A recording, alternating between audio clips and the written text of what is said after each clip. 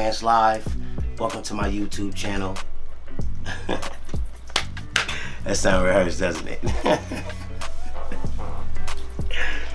Oh man, what's up, y'all? How y'all doing? I've been seeing everybody doing their thing on YouTube, and I've just been sitting back kind of watching everybody monetize, and I feel some type of way. I was like, yo,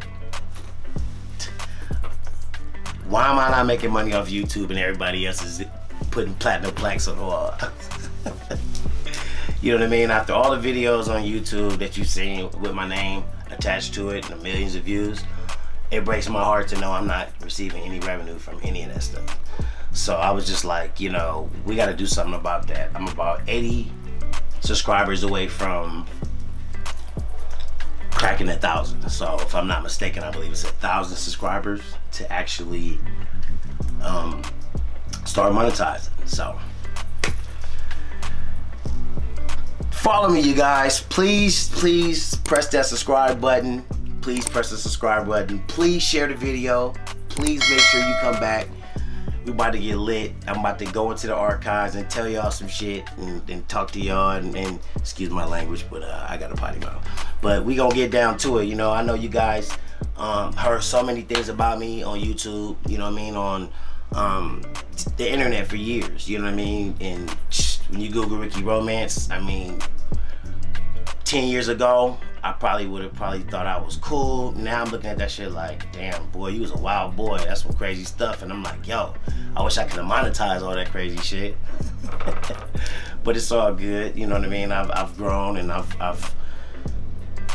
have so much growth, you know what I mean? I've become my own man, you know what I mean? So many people refer to me as Razby's brother, and I'm more than that, you know what I mean? I'm RickyRomance, you know what I mean? And, you know, I got my own thing going on, so welcome to RickyRomance Live, you guys.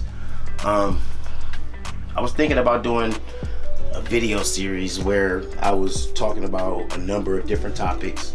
I know you guys don't care about the street I lived on and no shit like that, but y'all want to know about a lot of the drama. Y'all want to know about a lot of these different things in the tabloids that was said about me.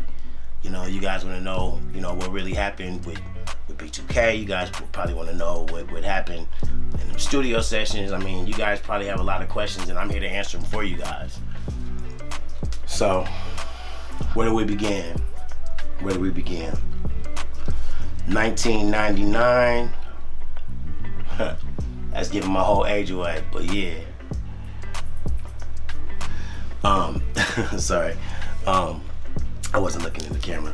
But 1999, I graduated from high school, Westchester High School, and my brother got his deal. My brother's Razby from B2K, for the people that don't know, that's just kind of tapping in and just happened to click on the video. He got a deal. Well, I was going around my cousin Chris Stokes at the time and Immature, and I used to bring my brother around, and he kind of started ironing the clothes for Marcus Houston and for the rest of Immature, and that's kind of like how he got his foot in the door, you know what I mean? Initially, I was an Immature, so, but we'll save that for another story. I'm sure Sean Davey Way or a bunch of other different people has actually told my story, but I'll tell that in another story. This story is about kind of like the birth of B2K and kind of like the beginning of all of this, you know.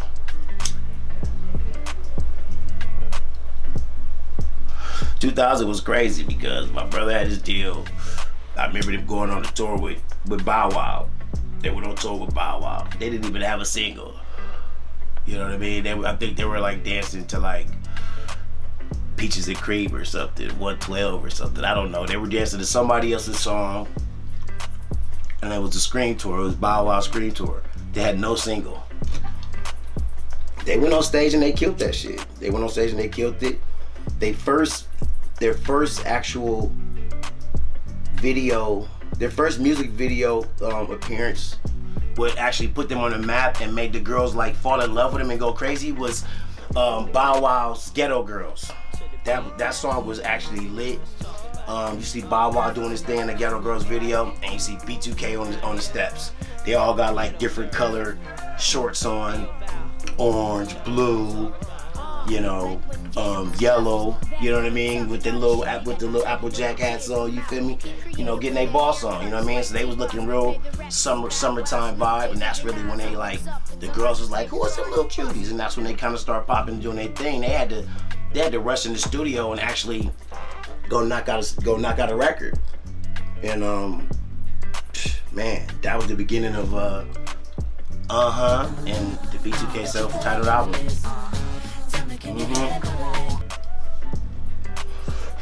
It was crazy when my brother got that deal. You know what I mean? I was so happy for him. I think at that time we had two-way pagers was out. And I remember my brother signed a deal with Glenn Litwack. Glenn Litwack was the attorney that was doing all the contracts for TUG, for B2K and my cousin Chris Stokes. We were so happy. I was so happy that my brother was like got the deal. Like, it was like surreal. You know what I mean? Like, it was like crazy. You know what I mean? Like, it was so crazy. You know what I mean? We had so many dreams. You know what I mean? From us performing in talent shows around the city of LA. You know, as with a group that we were in together, and then, you know, performing together. Well, we were in a group with two other boys, but then we ended up doing some stuff by ourselves. But it's like, man, it's crazy. Like, I was just so happy that he was like, you know what I mean? That was just a blessing, you feel me? And like, when he got that deal, nobody knew about it, and I knew it was a deal, and I knew he had signed with Sony Epic, the same label as Michael Jackson. I'll start, like, I got a job as a promotion director. I start promoting and telling people, and like, nobody believed me, you feel me, until they came out. But when they came out, they was doing their thing. But none of them had cars, you know what I mean? So I was like, driving them, you know what I'm saying, all the way to like vocal lessons and shit. And my Volvo, I had a raggedy ass Volvo. I had like it was like 2000, and I had a Volvo, and it was like I don't know, 1992. Shit, maybe it was 89. But Volvos is pretty cool cars. That car was pretty cool. But it was raggedy though. But I remember having all the boys in there, all the B2K in there. And one day, me and my brother, I don't know, we had a little incident. And we were talking, you feel me? And I'm doing my big brother shit, you feel me? We talking. And then we got into a heated discussion where it was like we was damn near about to fight, you feel me? And I remember this shit, all four of them was in the car. I remember Marion jumped out, and Marion was ready to squabble me, straight up. Marion was ready to squabble me for ass beat, for my brother. And I knew they had a bond, and I didn't take it as no disrespect, you feel me? I looked at it like, he got my brother's back, they gonna go a long way, you feel me? And so that's crazy, you know what I mean? I expect their relationship to be even more tighter today, but, you know, obviously my brother got himself into a space to where he is now, so. I don't know, it's crazy though, but man, it was crazy though, man, just doing the whole B2K shit, you know, it was like, when they first started going on tour, it was like, I stopped seeing my brother less and less and less. And in the beginning, I felt some type of way. I didn't understand why I wasn't seeing him. Or why I couldn't go. You know what I mean? And it sucked, you know what I mean? But as I started to like go in stores around the city, I would see magazines everywhere I looked. I would see, every time I go in the store, I would see a magazine with my brother's face on it. And that shit started like fucking me up. Like, I was like, what the fuck? Like, I couldn't believe it. I was like, what? Like, every time it was a different magazine, and I was like, that's when I knew it was real, you feel me? And I used to be like, man, meeting so many girls on Crenshaw, you feel me? Like, all in Inglewood, all around the city, at the different high schools I used to visit, because I used to ditch my school, leave Westchester, and then go to other schools at lunchtime and meet girls with the homies since I had a car. You know, senior shit. But man, life was really like, it was a cool time. But that was the beginning. That's when shit started getting crazy. You know what I mean? I started going to see my brother, you know what I mean? And they started to have like, it was like they're having like huddles. You know what I mean?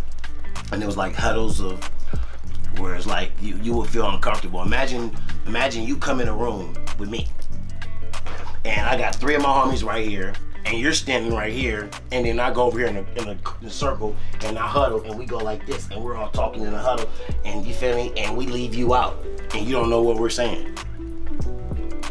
I don't care how confident you are as a person. You're gonna feel some type of way.